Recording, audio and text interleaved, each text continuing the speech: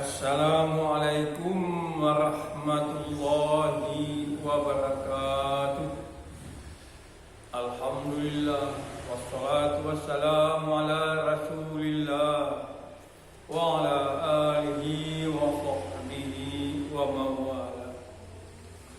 Pemirsa, dalam kesempatan kali ini saya akan menyampaikan tips susah tidur atau sulit tidur yang dinamakan dengan penyakit insomnia.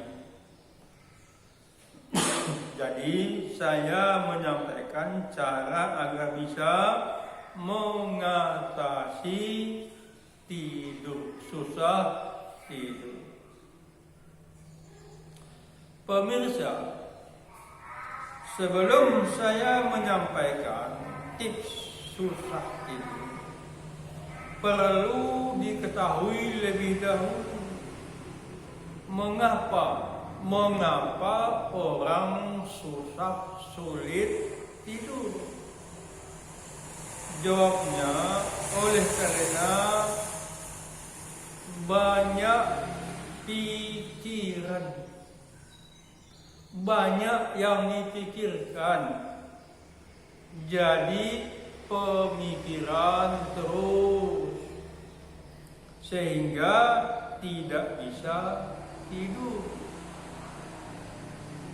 Pertanyaannya lagi, mengapa orang banyak pikiran?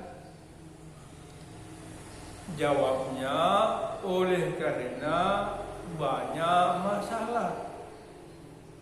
Oleh karena ada problem hidup yang tidak bisa diselesaikan. Akhirnya masalah itu berdampak terganggunya pikiran dan berakibat sulit tidur. Contoh,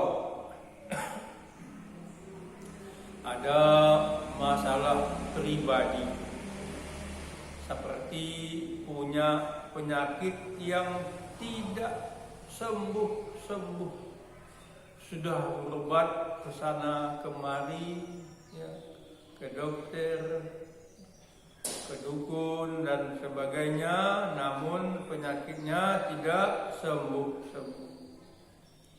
Tahu bagi anak muda putus pacar, kemudian berselisih dengan teman dan lain-lain sebagainya. Ada masalah keluarga, ini yang berat.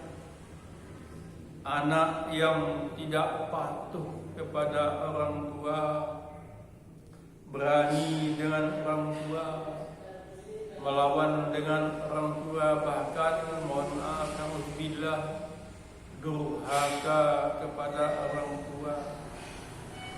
Kemudian istri yang berani dan melawan atau pelawan dengan suami, atau suami yang keras dan kasar dengan istri. Istilah sekarang ada kekerasan dalam rumah tangga, kurang harmonis dengan adik, dengan kakak, dengan ipar, dengan besan, dengan mertua, dan lain-lain sebagainya.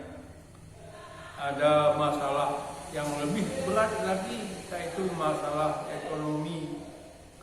Tidak punya pekerjaan tetap, pengangguran atau di PHK, banyak hutang, tidak ada yang dimakan, dan seterusnya.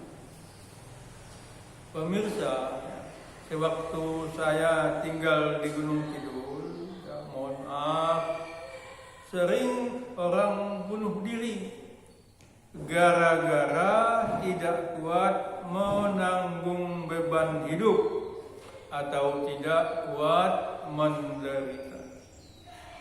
Pemirsa, baiklah saya sampaikan tips susah itu. Cara ini tentu salah satu cara dari sekian banyak cara. Yang pertama, ambil air wudu atau berwudu. Berwudu ini dimulai dengan niat dan membaca basmalah. Bismillahirrahmanirrahim dan seterusnya. Berwudu ini adalah ibadah. Jadi caranya dengan khusyuk. Setiap kita membasuh dan mengusap anggota badan dalam berwudu itu hendaklah dirasakan betul, dihayati dengan sungguh-sungguh. Seperti membasuh muka, betul-betul kita rasakan air wudu itu ke wajah kita. Atau seperti membasuh tangan, kita lakukan dengan perlahan-lahan ya, tidak tergesa atau cepat-cepat. Pemirsa, perlu juga kita ketahui bahwa wudu itu selain ibadah juga termasuk terapi kesehatan untuk anggota badan dengan terapi pijat dan gosokan pakai air. Dan ini sudah ada penelitiannya. Makanya ketika kita membasuh dan mengusap dan menggosok anggota badan, kita betul-betul merasakan tubuh kita. Yang kedua, sholat sunat wudu 2 rakaat. Sholat dilaksanakan dengan khusyuk atau berusaha dengan khusyuk. Gerakan dan bacaan sholat dengan tumak ninah, dengan tenang dan perlahan-lahan.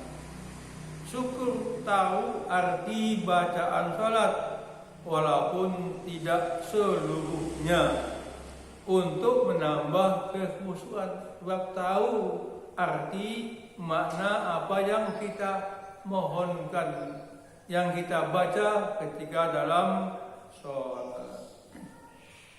Yang ketiga, yang terakhir, berzikir dan berdoa sesudah sholat. Sama dengan sholat, berzikir dan berdoa dengan tenang dan khusyuk. Contohnya ya, astagfirullah,